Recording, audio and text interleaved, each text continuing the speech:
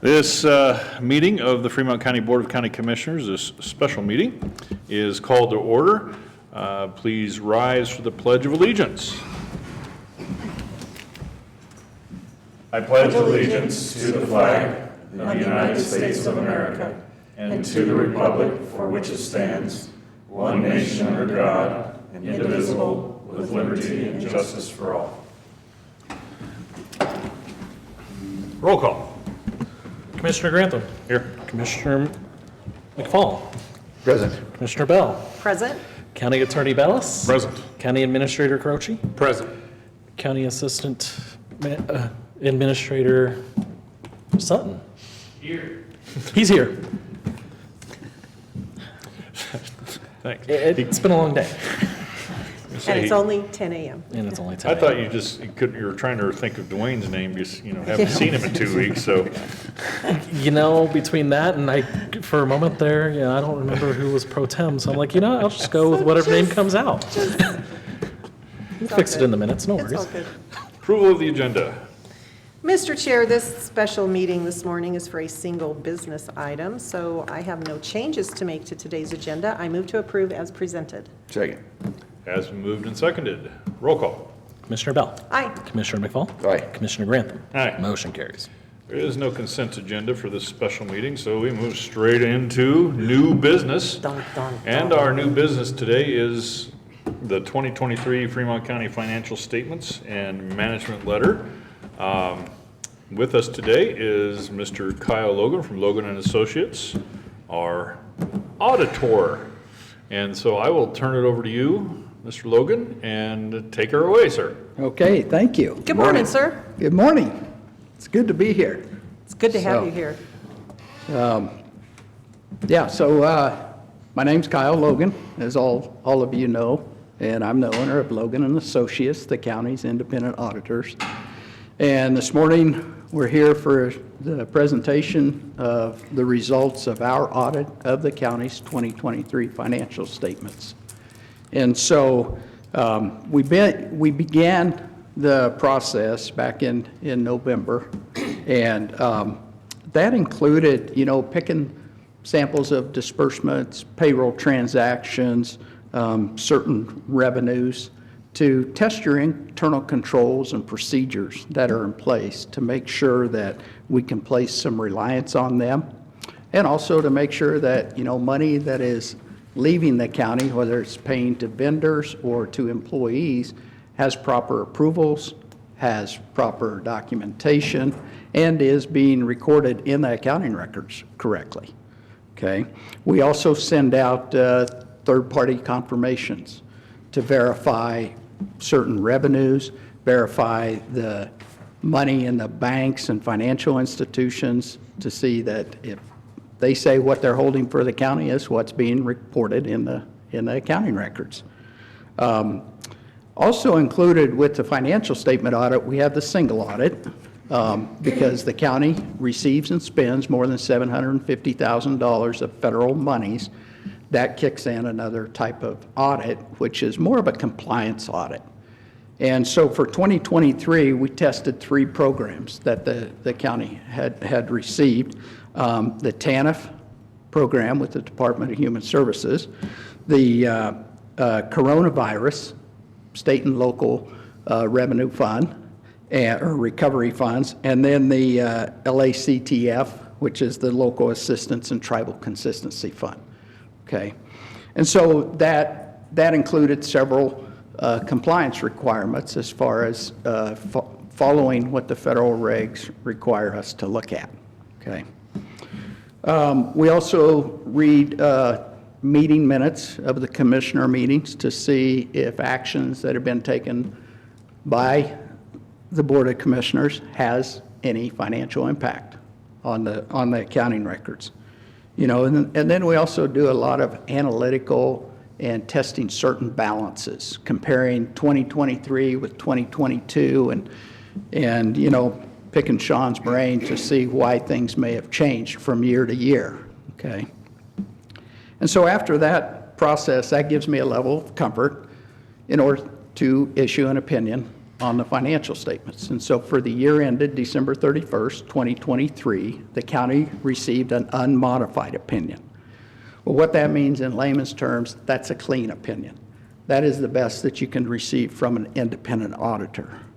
And what that tells you as a Board of Commissioners is that all the financial statements, numbers in this document, all the footnote disclosures in this document are fairly stated and materially correct as of December 31st, 2023.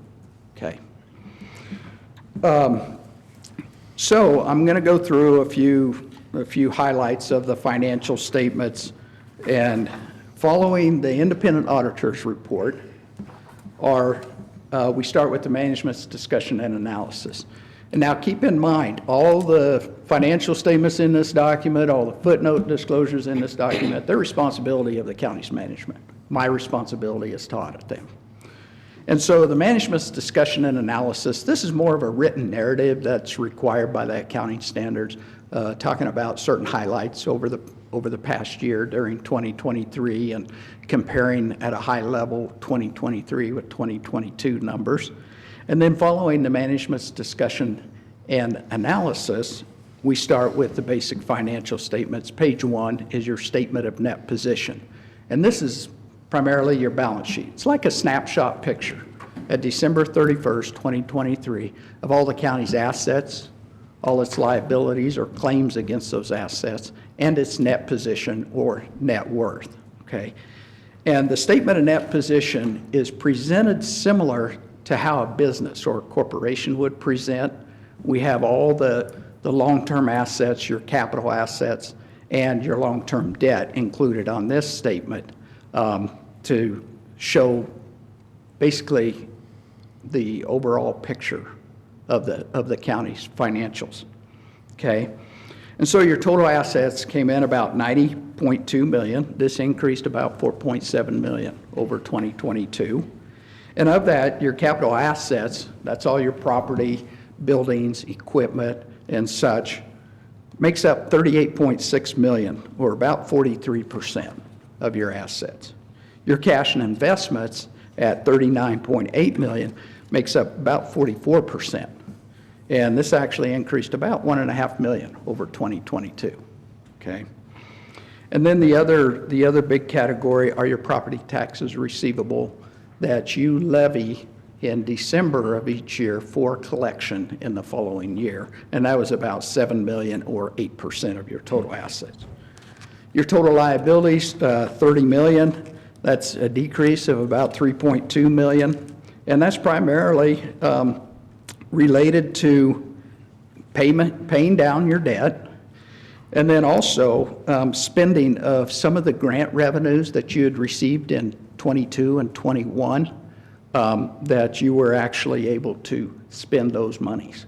And so we were able to recognize those as revenues in 23. And so your liabilities are made up of the biggest piece, your long-term debt, $17.7 million. That's about 59% of your liabilities. Your unearned revenues, and that's primarily your unearned grant revenues, that you've received the money, but you haven't spent it yet. And that's $8.2 million, or 28%. And your accrued expenses, this is primarily your accrued salaries and benefits for county staff of about $1.4 million, or 5%, okay? Following your liabilities, down near the bottom is your net position or net worth. This is $52.8 million, $7.4 million increase over last year, okay? A significant part of this is your invested in capital assets, net of the debt of $21 million, or 40%. Your restricted net position of about $12 million. This includes the 3% Tabor reserve that's required, certain debt service reserves on your debt that are required, and capital projects and unspent lottery monies, okay? That leaves us with $20 million in unrestricted. And so that means no strings attached, it's available to the county for use. And so if we were to look at that unrestricted amount compared to the expenditures of the county for the year, you guys have approximately 5 months worth of operations, okay? And so that's good. So for whatever reason, if you weren't receiving tax revenues, you would be able to sustain operations for about 5 months, okay? So then following the statement of net position, page 2, this is statement of activities. This is like your income statement. And so it kind of flows from the left to the right and then down. And so it starts off with your expenses, about $45.1 million, which is pretty comparable to 2022. And then next to your expenses are your program revenues. And so these are like your charges for services, operating grants that relate to a specific department of the county. And so your charges for services is about $4 million. This increased by about 6%. Your operating grants and contributions, $17.5 million. This again increased by about 8% over 2022. So your overall program revenues, about $21.7 million, which increased about $1.6 million overall. Then the next section down near the right side of the page at the bottom are your general revenues. And so these are primarily your tax revenues and your investment earnings. And so your property and specific ownership taxes for the year, about $7.6 million, which was very comparable to 2022. Your sales and use taxes of $18.5 million, about a 4% increase over 2022. And then your investment income or your interest income at $1.3 million, this increased about $902,000. Wow. So again, we're continuing to see, you know, you're invested in Colo Trust and C-Safe, where you're getting between 4 and 5% earnings. And the fact that, you know, a lot of that unearned grant revenue that you got in previous years, well, that's sitting in your cash. And so you're able to earn or receive earnings on that. So that's good. It's down a little bit from 2022 as far as the increase, but again, it's good to see that it's increasing. Okay. So then that leaves us with a change in net position or net income of $7.4 million. And so this increased your overall net worth or net position by about 16% over 2022. Okay. Any questions on those 2 pages before I talk about the fund financial statements? No, I'm sure we understood it all perfectly and completely, and there's no question. I do have a question, if I may, Oh, okay. Mr. Yes. Chair. It's not a very technical question, though. I will admit that. Saying that Fremont County currently has about 5 months' worth of operations in reserves, I'm curious to know how that might compare to other counties throughout Colorado. Do you have any idea?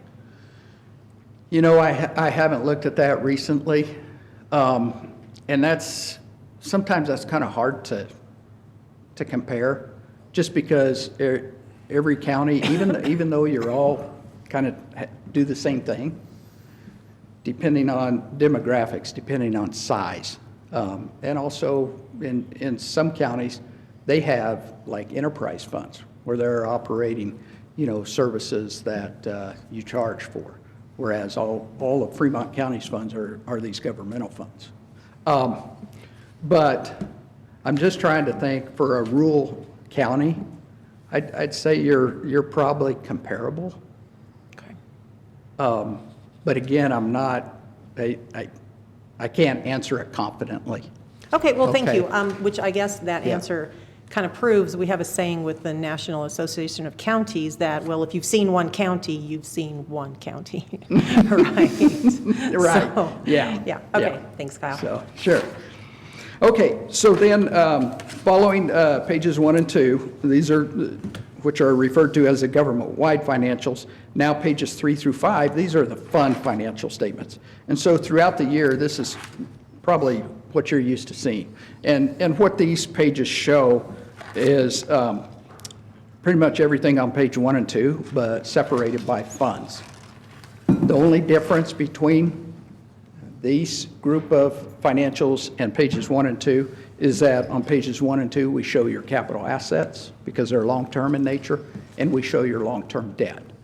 These are almost, well, it's called modified accrual. It's almost like cash basis or budgetary basis, okay? And so when you look at that, you know, your general fund, which I will say, your general fund, you guys have multiple funds. We actually, for presentation, we combine several of your smaller funds into the general fund, primarily because they don't have a significant dedicated source of revenue, and that's what the definition is with the accounting standards. And so there's several funds, I think 7 or 8 funds get rolled into the general fund as far as presentation. But we look at certain things and say, okay, what are your major funds? What are your non-major funds that aren't as significant? Primarily, we're looking at it from a dollar standpoint. And so, you know, your general fund, your transportation fund, your human services, and the sales and use tax funds. Those are your 4 major funds of the county. And then all the other funds that are your non-major funds, those are actually combined back later in the financial statements on pages 34 and 35. Just to show that we do have those funds presented, but then they get rolled into one column, and that's what you have over on the near the right side is the non-major funds, okay? And so as I said, page 3 presents the balance sheets by these major funds and the non-major funds all combined. And so really, again, like I said, the only significant change is the capital assets are not shown here, nor is your long-term debt, okay? And then page 4, this here is primarily your income statement, showing the funds, your operations of the major funds and the combined non-major funds. And so here what you see is like your purchases and acquisitions of capital assets, as well as your payment on your debt. And this year, in '23, you had the Sheriff's Department entered into a lease purchase agreement to purchase vehicles, and so that's down near the bottom in the other financing sources for this financing lease. Because again, it's something, we show the activity here, but up on page 1, we show it as part of your long-term debt, okay? So then we have on page 5, this primarily reconciles page 4 up to page 2, showing your related capital asset activity, current year additions, current year depreciation, and then also your payment on your debt as well, okay? So following page 5, we have pages 6 and 7. Statement of fiduciary funds and statement of changes in fiduciary funds. And these are primarily funds that are held by the county purely in a custodial matter. However, the county does not have access to these funds. And so that's why they're shown as what's called fiduciary funds, okay? And there was a change in the accounting standards that page 7 used to be included in the back as part of a combining. Accounting standards changed and said, well, we want, not only do we want the statement of the fiduciary funds, we want the changes shown as well. So we moved basically the combination of those 4 custodial funds up. Okay. Details of the fiduciary funds are on pages 43 and 44. So then following the financial statements, we get into the notes to the financial statements. And so the accounting standards require certain things to be presented in the notes to the financial statements, either to provide clarification on certain things that are up in the financial statements in the front, or provide a better explanation. Talks about accounting policies of the county as well. And so that's the purpose of these pages 8 through 29. And so just highlighting pages 8 through 17, this is your summary of significant accounting policies. One thing we note there at the beginning is there was a new accounting standard related to leases issued in '22. And so in '23, we had to analyze the leases that the county is the lessor or the county is the lessee. And so this year, primarily related to your land leases at the airport, even though the monthly payments are very small, when you have a lease that runs out 25 to 45 years, the accounting standard says you have to look at the net present value of all those future payments. And the thing is that it ended up being significant and material of about $184,000. And so we are presenting that this year in the financial statements, okay? Following on pages 17 and 18, this is your budgetary footnote.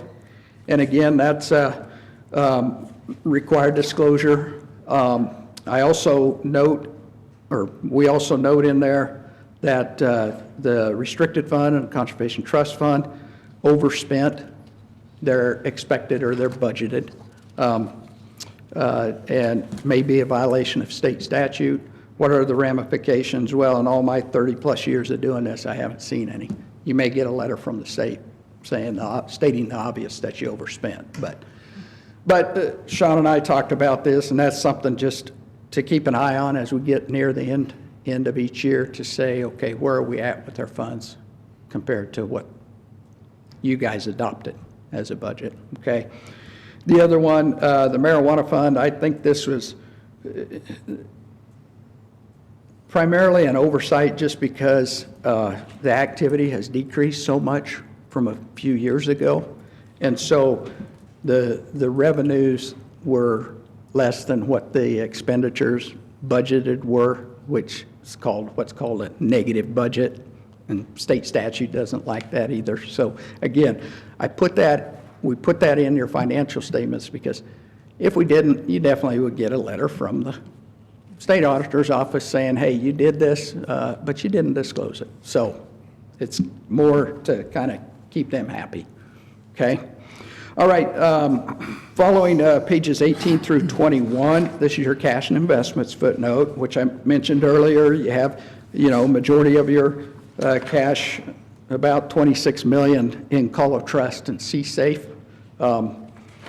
So again, that's why you're receiving the amount of interest earnings that you are. Following on pages 22 through 23, these are your interfund balances and transfers. And again, that's required disclosure to say, okay, here's what has each fund owes the other funds, or either transfer monies to either offset expenditures or help with certain projects of a fund. Following the interfund balances and transfers, we have your capital assets. And so this is a summary table of all the county's assets in terms of, buildings and improvements, equipment and furniture and infrastructure. And so, and the additions and the current year depreciation. Pages 25 through 26, this is your long-term debt. Again, presents a table summarizing activity for the year, and you can see the Farmer State Bank lease purchase for the sheriff's vehicles added this year. Now, the thing is, it's only a 2-year lease, it's already paid off, so, but we got to show it. So, anyway, then it continues on with explanation of the certificates of participation that have been issued over the years. And then also on the last page there showing the debt requirements for the next 5 years and then 5-year increments after that, okay? On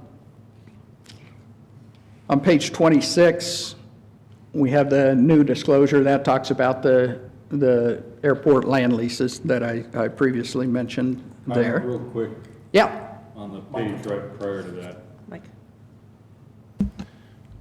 on the page 25 at the bottom,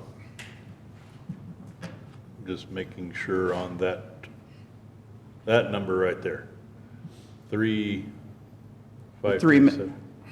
Oh, Looks like we got fat fingered. An extra digit in there somewhere. Yeah, there is. It's not a misplaced comma, right? It's just an extra digit? Yeah. It's an extra digit. Okay. Yeah. Just Sorry about making that. sure on that Yeah. we weren't talking about 35 million because of a misplaced no. comma. No, Okay. that would be a tremendous savings. Yes. Okay, sorry about that. No, Oh, okay. boy. Okay. So then, following the airport land lease explanation, we have the employee benefits, talks about the retirement plans that and health and life insurance plans that the county offers to its employees. And then finally, on pages 28 through 29, required disclosure about insurance, the TABOR disclosure required. You know, we put litigation paragraph in there just because you never know if there's something that's going to come up, and so we just have that in there. The thing is, when it comes to litigation, if there's something known as far as a potential liability that the county would have, then we'd have more disclosure and potentially have to record something. But that's a good thing that we're not at that point, so, with anything. So, and then finally, we talk about the relationship with the E911 authority as well. Okay. So that kind of covers the footnotes. Following pages 30 through 33, this is called required supplementary information. And so this is primarily your budgetary statements for those four major funds, or actually, the general, the transportation, human services, and sales and use tax funds. And then following those, we get into pages 34 through 44, your combining and individual fund schedules. Again, I mentioned earlier about the individual funds that aren't considered significant enough to present up front. This is where we show them and their related budgets as well. Okay. And then following the combining and individual funds, we get into the other part of the audit, the single audit, pages 45 through 59. Okay. And so again, the county spent over $10.6 million during 2023. And so, as I mentioned earlier, the three funds that we tested, and we did have some findings. Now, granted, because of our lateness in completing everything, the second finding related to filing of the data collection form for 2022, and we had to disclose that you didn't file it on time. So hopefully we can get back on track here in the next year. But again, that's something that the regs that we follow for single audit says that if you don't file it on time, you got to show a finding. Okay, and so, and then the other finding continues from last year related to the coronavirus and the ARPA monies. When this first started out, the fact that the checking for procurement, suspension, and debarment with vendors that were receiving those funds was not done. It's being done now, because the one thing with the LACTF funds, you know, we did verify that money that was being paid, that the county did their due diligence there. So again, this is just kind of continuing on because we're so late in finalizing things. So, and then the other one related to the financial statements, the fact about the sheriff's financing lease, that was just missed. You know, that's something that we look at when we're looking at our internal controls, you know, to make sure that the things like that are significant. And so then corrective action plan, county has to respond, and so that was prepared. Pretty similar to what we had in 2022 audit.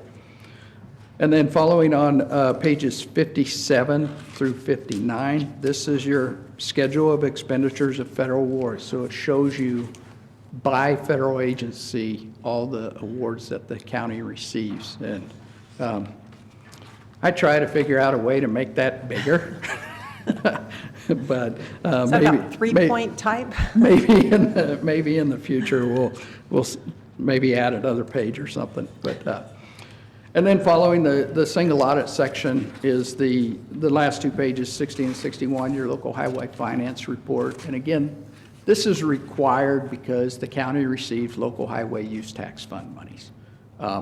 Years ago, probably back in the 80s, it was something legislation said you got to include it as part of the audit.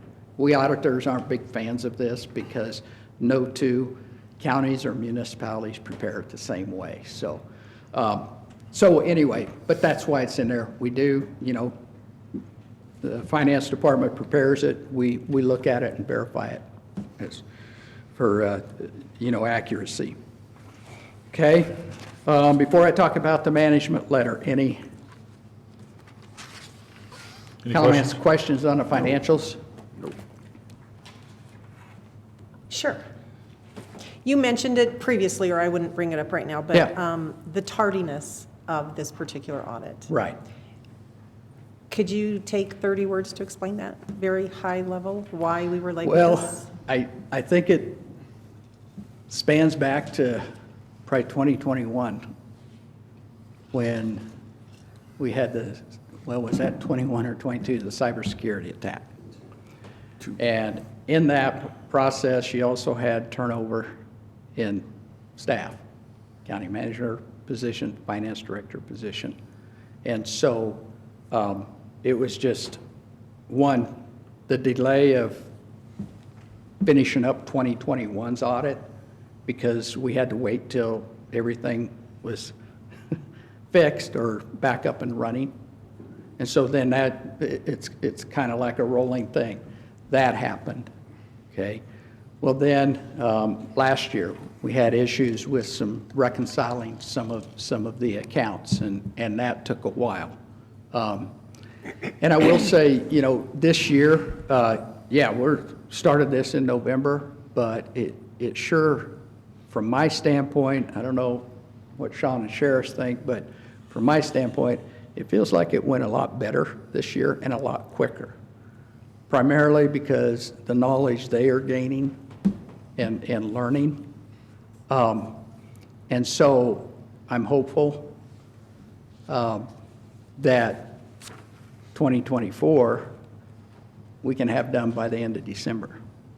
We are hopeful for that as well. And I Yeah. would just like to clarify for the millions of people watching around the world that we actually know and we understand why this Yeah. audit is a little bit late, because every audit depends on the year before. Right. And so you can't start an audit until the previous one is finished and complete. I just wanted to acknowledge, I guess publicly, that we do know that this is late, but there are reasons. They're not Yeah. excuses. There No. are reasons No, those why are- this audit is late, but we Yeah. believe, we have full confidence that next year we're going to be caught up. No more late audits. Yes. Okay, thank you. Okay, any other questions? Proceed. Okay, so the other document you have is what I refer to as a management letter. And so our professional standards as your auditors requires us to communicate certain things to you, the governing body of the county. And so that's kind of what that first page there talks about, is my responsibilities as your auditor.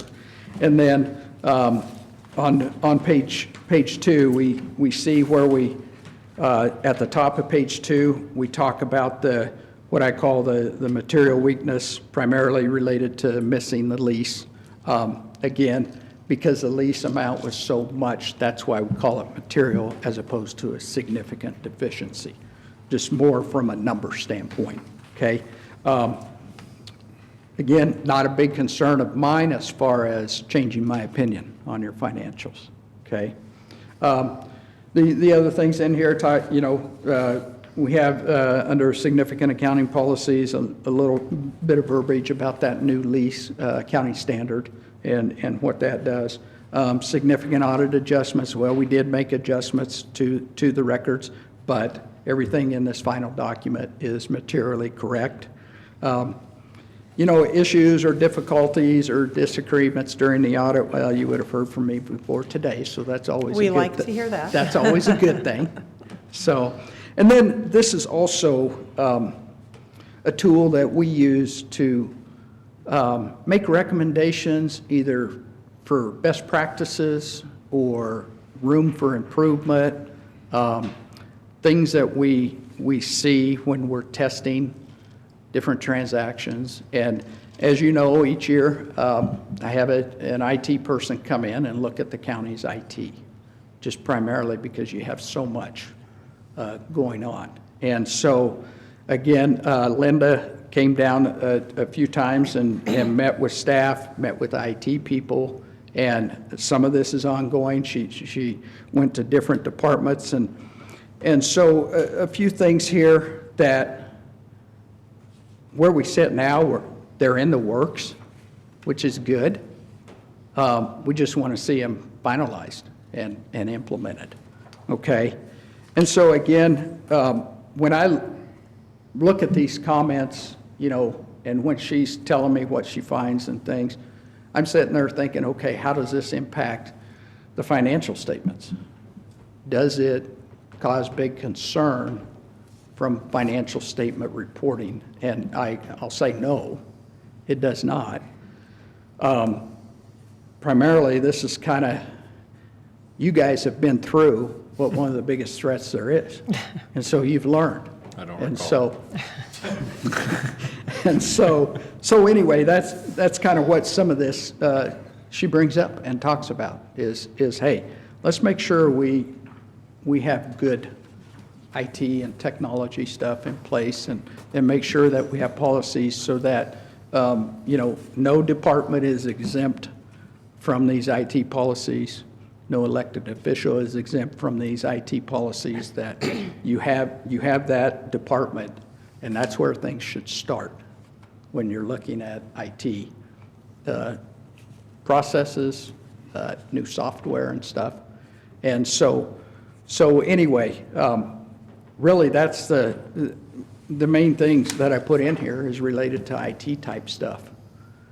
So what that tells you, you know, as far as policies and procedures over your accounting records, you have some pretty good policies and procedures that allow for good, sound financial reporting. Okay? And finally, you know, I want to thank Sean and Sheriff and the staff here at the county. You know, they have the hard part in all this. They have to, and especially since we're so late, they have to come up with answers sometimes to things that happened a couple years ago. So we really appreciate their help and their diligence as far as getting us to where we are today. And you know, I'm very hopeful moving forward that, as I said, we can move through 2024's audit quickly and be ready next year to do 2025. So, and that's all I have. Any other questions, comments?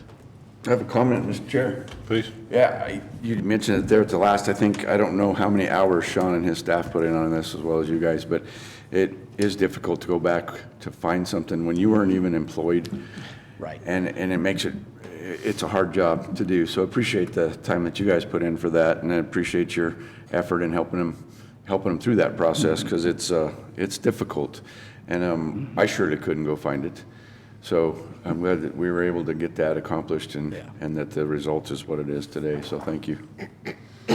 Yeah, I seem to recall similar conversations, but the story's getting better, at least. Yeah. Year over year, getting closer to Absolutely. fixing where we found ourselves, what is it, August 16th of 2022? Not that I recall that,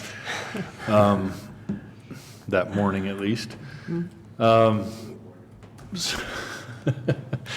So thank you for your work and your report here. The news is getting better, and we do applaud the efforts of our staff and Sean and Sheriff and all those that have been working hard on getting caught up on this. And try not to give them too many public compliments, you know. But no, they're doing a great job. Well, I think it's important too that